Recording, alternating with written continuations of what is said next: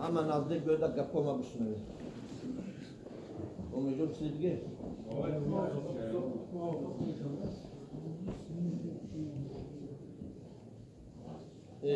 تا آمدن نشان خطی بچه سوالای داره بگیده بگیم از ثواب شود. حدیث رسول اکرم محمد مصطفى صلی الله علیه و سلم است. كل مجلس لم يذكر فيه اسم الله ولحم الرسول فقد يكون حسرة يوم القيامة. در هر مجلسی که جمع آمد مسلمان ها بشینند یاد خدا و رسول خدا گفته نشود، او مجلس تیرگی و اندوه و پشیمانی دارد. علی خصوص در مسجد با همدیگر ششتر صحبت کردن کراهت دارد. ملا خیر الله.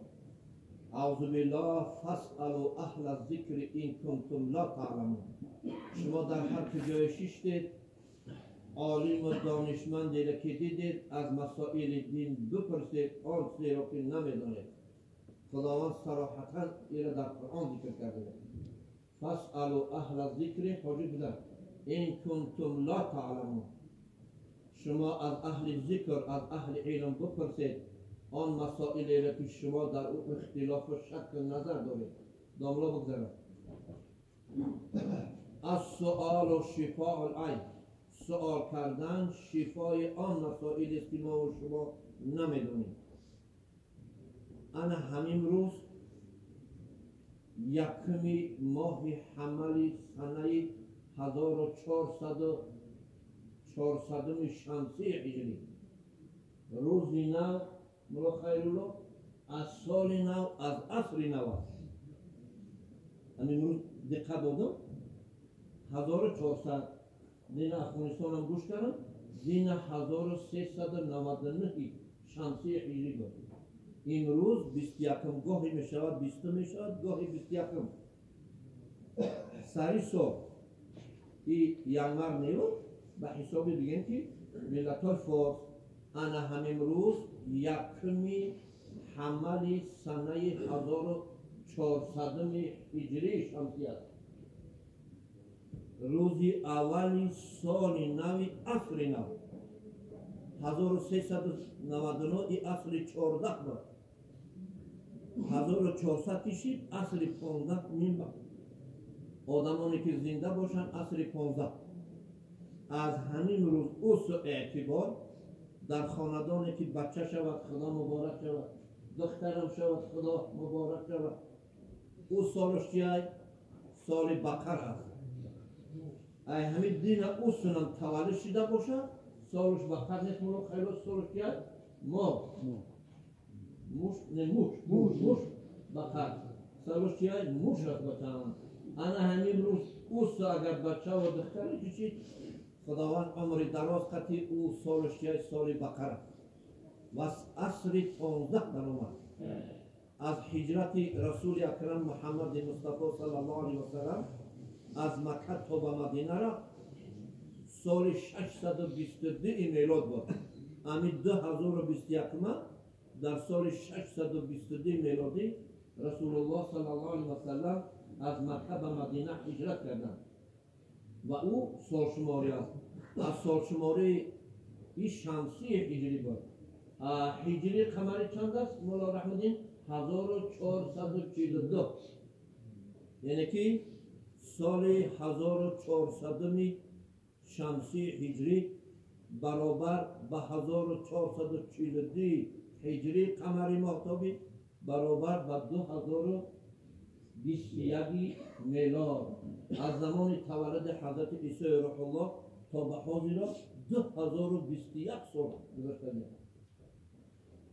اکنون یعنی سالا و مچوها تا بدونه که آینده در آدمیزاد بسیار ضرور است. وقتی که همین مسجد در آمده شما علاج کنید که وقتی کراهت نباشد در رکعت تحیه مسجد در خونه.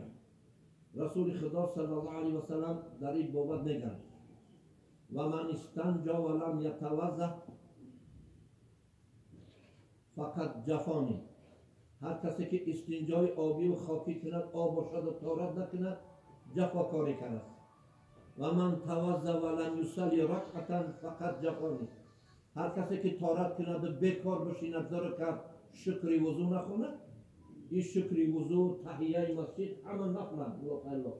نیت کردن بیدارم ذره کرد شکری وضو درست. نیکی عام بگو چی؟ نیت کردن بیدارم ذره کرد نماز نخون و خدا از دل شما آگاه است. هر وقتا که در مسجد هم که در آمده اینجا هم تحیه مسجد بخونید، تحیه مسجد بخونید. شکرانه که خداوند در اینجا هستیم و باز پروردگار زمانی که اینجا هم شکرانه کنیم که مسجد ها شده شدن با خدا زایتر می شود. اکنون رسول الله صلی الله علیه وسلم کدام وقت نافله نمیخواندند؟ در وقت ممنوع. کریه نفل بعد الصبح. همینجا حاجی ها و جوان ها هستی کسی که میخوره که نفل بخونه پیش ای صبح صادق بخونه، پیش ای صبح صادق، پیش ای صبح صادق بزد کنه. اینا ساعتی 5 شدگی در علاقه صبح میدمه بچم. صبح که دمید کاران نافله بسته میشود. با که نفل است مکروه و بعد ادای العصر الی ادای المغرب. عصر که خونده تا شما نفل ممنوع است. نماز جنازه درست، قضایی درست، سجده تلاوت درست، اما نفل ممنوع. قرآن بخون. در نماز عید وقتی نماز عید می ولا یتنفل قبل صلاة العید. همینجا اومده امام باشه نباشه که طالم امام خطیب نماده است. روز عید گفته شده است شما نماز نفل نخونید. در نماز عید میخوندم نگه میکنم جوانم گفتن که حضرت من نمینی گفتم نیمون بخونم تیار کنم کراحت هم که بود. رسول خدا صلی الله علیه و سلم با وجودی که چقدر برای خواندن نماز نفل تشنه بودن حریص بودن تا نماز عید نمیخوان نفل نمیخوان. این معنی ندارد که همون روز نماز چاشت، نماز اشراق این را صوفیا میخونن، همه تو میخونید. پیش عید شاکر جان نخونید. نماز عید بخونید در این مصلا در این جمعه همینجا که برآمده در خانه تو بخونید. یکونجا فاتحه میره هم روز عید در خود همجا لاکیت پرتا نماز تا بخون. معنی ندارد که اون روز نفل طول غیره معن باشه. فقط از رسول خدا صلی الله علیه و سلم راوی میگه که قد رأیت رسول الله صلی الله علیه و سلم رسول خدا را دیدم که لم یصلی نگذار نافلتا مع وجود الحرص علی صلاة. با وجودی که حریص در نماز بود تو اگر نماز عید نمیخوام نفل نمیخوام. شما قضایی دارید قضایی تا بخونید. سوال که قضایی هست نافله بخونید درست میشه؟ بله درست میشه. نافله ها را بخونید برای روز قیامت. آن موضوع حساب کتاب اگر نماز قضا شده باشه و قضا نخونده باشید که میگه بینه هیچی نافله دارن، نافله ها را در بالا جمع میکنن. غنیمت دان می خورد در گلستان. حضرت سعدی حضرت حافظ شیرازی گفتن لسان الغیب غنیمت دان و می خورد در گلستان. چه گل تا هفته دیگر نباشد. این زندگی ما و شما بسیار غنیمت داده رو. چی میدونه که گل تا هفته دیگر آدمیزاد است یا نه؟ برای همین قضایی بخونید. نفل اینا به همه تو اجازت میتیم که یه مده بفره باشید تحرینکی بخونید. یا تخصریت همون یا خود باشید تخصریت همون ششتگی نفل بخونید. برای قیام فرض نماز فرضی فرض ایدی که واجب است، ای سنت است، از نفل مستحب است. شما بخونید با وجودی که قضایی داره نافله ها را بخونید. حبیب الاربع قبل العصر و قبل العشاء و بعده. دوست داشته شد اربعه را پیش ای عصر پیش از خفتن بعد خفتن. شما پیش ایام 4 رکعت عصر طهارت کردید در رکعت شکر وضو بخونید 4 رکعت نفل بخونید. این وظیفه هر یک مسلمان است. نه واسه که وای صوفی هست یا نه. پیش ای خفتن بخونید. خانه که رفته خفتن نخونده در خانه پیش ای خواب 4 رکعت دیگر را بخونید خوابه. خداوند مبارک کنه.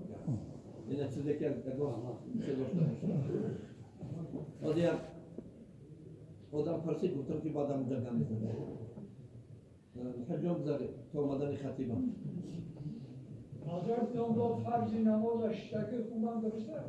اگر که فرض باشد و او عذر داشته باشد آقا پشکاله نیست که خسارت کنم نه قائمانه بخونه چی حجاب این تعذر القیام لمرض حدث قبل الصلاة او فيها صلى قائدا يركع و يسجد رسول الله صلی الله علیه و سلم در آخر حیات دردمندی بدن که دیگر نمیتونستن نشسته خوان و القائم بالقائد صحیح است اقتدای قائمانه از قفای شخص نشسته رسول الله آخر حیات شدن نشسته خواندن و صحابه از قفاشو قائمانه اگر در قیامش عذر شود همین طالم شروع نکرده که یک کسلی مقطع که میون تا چه میگن چی میگن خدا نجات بده خیلی خلاصه که دیگر چختکی نمیتونی بشین و تحشینکی بخون یک شریعت خیلی یا یک رکعت خوندی دو رکعت خوندی که هم یک کسلی میگیره که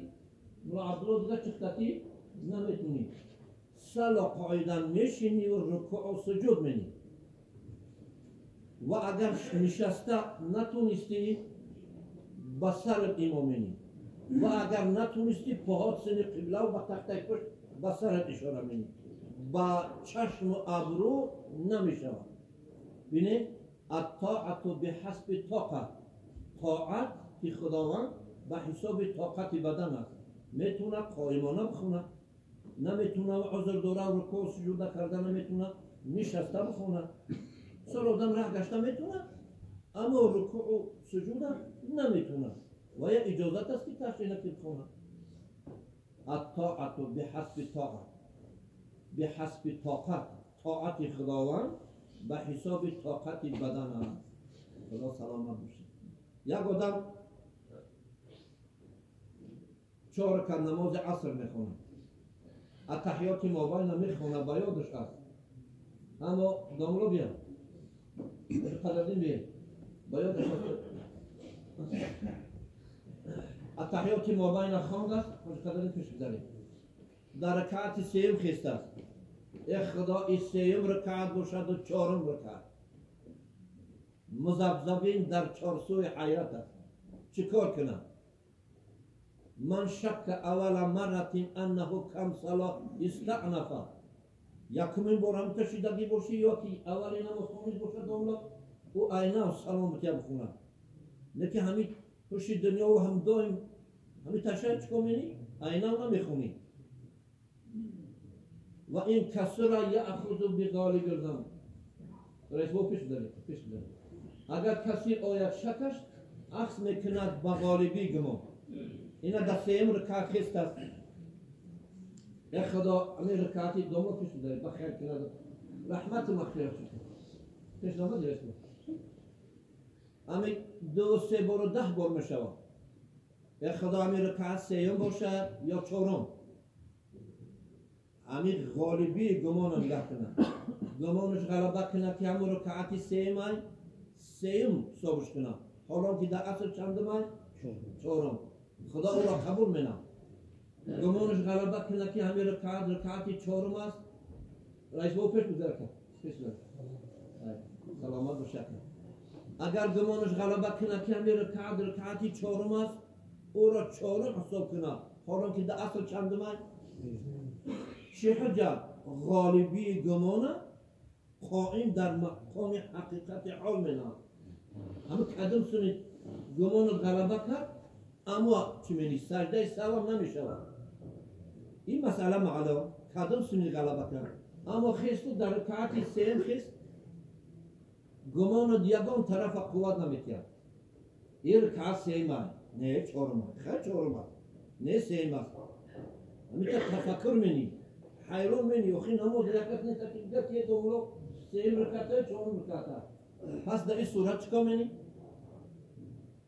و این لم یغلب فبالاقل خیلی فکر منی کمی پروردگار 2 رکعت خوندم التحیات مابین خوندم این رکعتی سیم باشد و 4م وقتی که گمان یگان سو غلبه نکرد توکلا همون رکعتی اقل چهارم حسابش نمینیم چندم حسابش می‌بینیم سیم حسابش می‌بینیم فیعقد فی کل موضع یظن آخر الصلاة آدم بیا بس قاعده میکنه در هر یک موضع اینجا می‌دونه او را اخیر نماز آن همی چکا کرد سیم رکعت که خون بشینه اتحیات بخونه چهارم رکعت که خون بشینه اتحیات بخونه و سجده سو کنه خداوند انا مبارک بگردونه الله ایشان خطیبه آمده است اله مادر گذشتگی را رحمت کنه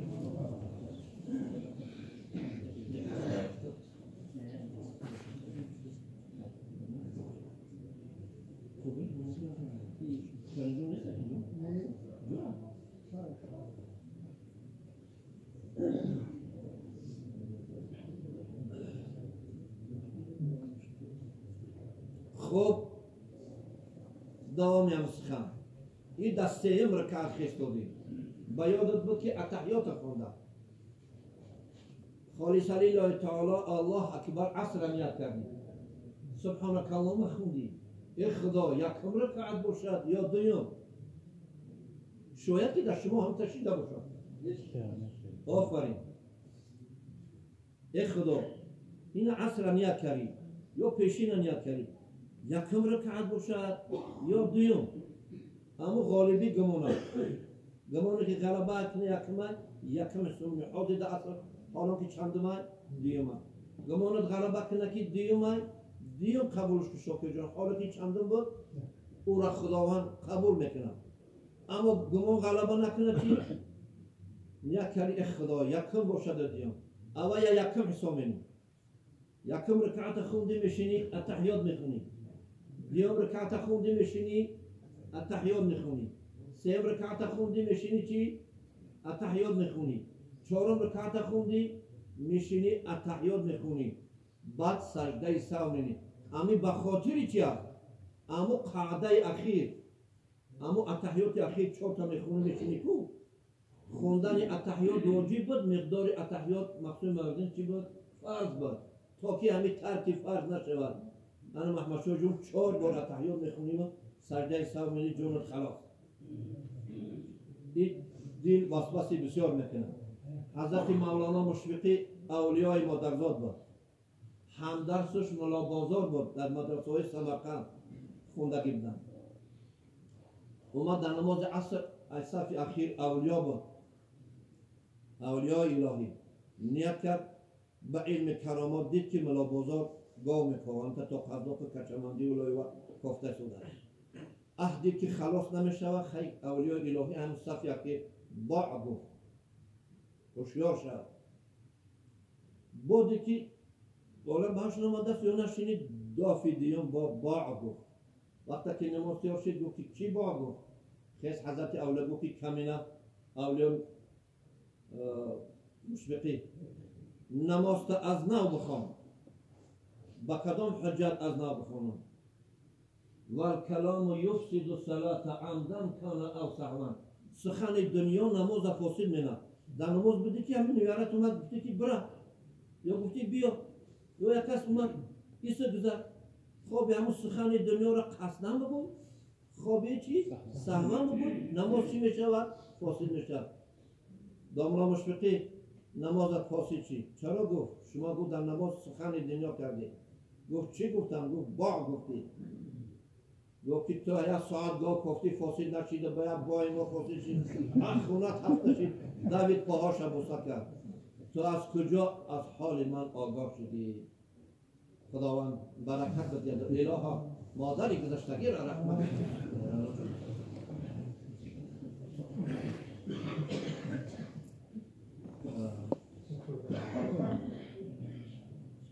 ساعت چند شده خیلی با چی مسئله که داره حضرت دولت دوست موت بسیار وقت نشاگی خدا کوئی مادری چوباگ برن و کلشیم برن این نظرات دوران میاد در این موت در پیش بزر به چی که با دست کلت جزد آفرین و یدرع المسلم مره بالتسبیح او اشاره در نماز بده که یه آدمی با عقل اومد چی میگوی؟ الله اکبر و هوشیار میشود. این مردک در نماز است، بیاید از پیشش چیکار کنم؟ نگذرم. اگر کودکت باشه با دست اشارهش می‌کنی. نماز فاسد نمیشه. نه. جایش بسیار اجازت خوبه. کودک میدک چی باشه استها اشارهش می‌کنی. اگر آدمی با عقل باشه تکبیرش میگو. الله اکبر. با هر دشنی. و در بسیار جا تغرز الستر بأحد حاجبیه بقربه. در بیابان رفتی در جای یکون کوچه یکون جایی که آدم میگذره یک شوره در راست قاشی راست یا قاشی چپ تو بزنی او آوسو بگذرن یکون گناه نداره. سوال که نماز خونده شده که دو سه کس از پیشت گذشت نماز فاسد میشود یا نه؟ نه، نماز او نمازخوان فاسد نمیشود، اما شخصی که میگذرد برای ویا بسیار گناهی عظیم است. حدیث است که لو کان ما یعلم المار بین المصلی یکون علیه وزرا یتوقف 40 سنه. اگر شما بفهمید که از پیش نمازخوان گذاشتن چقدر گناه است، پیغمبر گفته هر آینه 40 سال توقف مینه و نمیگذارید. اما که گذاشت خدا او را ببخشد نماز او چی میشود؟ درست میشود، چون که اشکننده نماز مفسدات نماز نیست.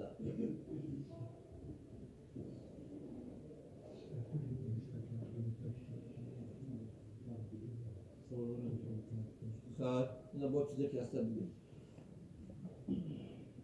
در بابت قصر خواندن تو چقدر از بابت قصر سوال میکنم.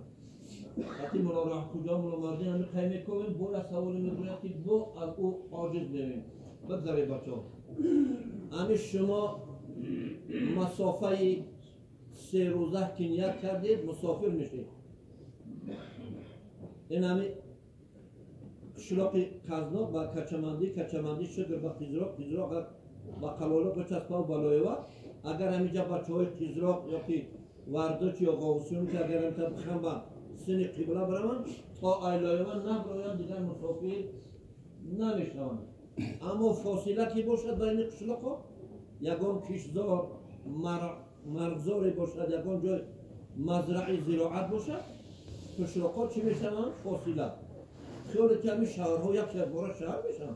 اینجا قشلاق ها 10-20 تا بعد قشلاق میشود بعد کلانتر میشود بعد شهر میشود. المسافر من فارق بیوت بلدی. مسافر کسی است که از خانه های دیگه بیرون شده. قصد کنه که 3 روز میرم بعد مسافر میشود. لیکن نیت کنه که نورآباد میرم یا که ایبرتا میرم او مسافر نمیشود.